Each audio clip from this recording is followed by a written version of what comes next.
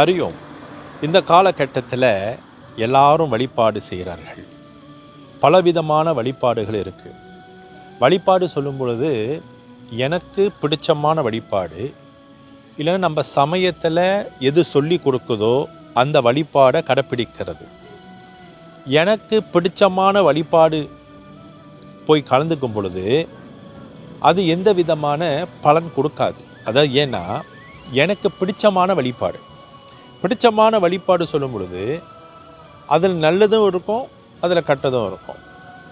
ஏன்னா அந்த வழிபாடில் இடத்துல முறையாக செய்கிறார்களா, சாஸ்திரத்தோடு செய்கிறார்களா, சமயம் ஒட்டி செய்கிறார்களா, சமயத்துக்கு எதிர்ப்பாக செய்கிறார்களா, இல்லைன்னா கடவுளுக்கு எதிர்ப்பாக செய்கிறார்களா, சமயம் எது செய்யணும் எது செய்யக்கூடாது அந்த நெறியை கடைப்பிடித்து செய்கிறார்களா என்று சிந்திக்க வேணும்.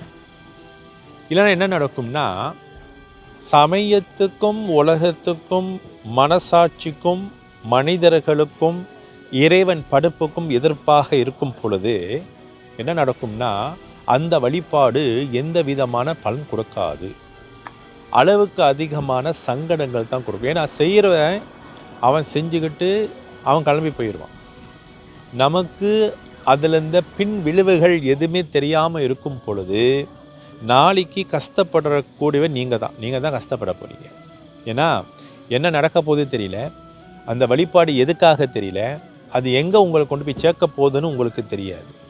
அதனால் வழிபாடு செய்யக்கூடிய இடத்துல நீங்கள் எங்கே கூடயும் போங்க, அது சமயத்துக்கும் சாஸ்திரத்துக்கும் கடவுளுக்கும் எதிர்ப்பாக இருக்கா, இல்லைன்னா அது சமயம் ஒட்டி கொண்டு கடவுளை ஒட்டி கொண்டு லோகத்தை ஒட்டி கொண்டு போகிறதா என்று நீங்கள் ஆராய்ச்சி பண்ணணும்.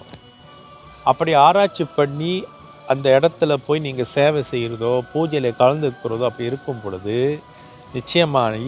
நிச்சயமாக நல்ல விதமான நல்ல பலன் உங்களுக்கு கொடுக்கும். அறிவு.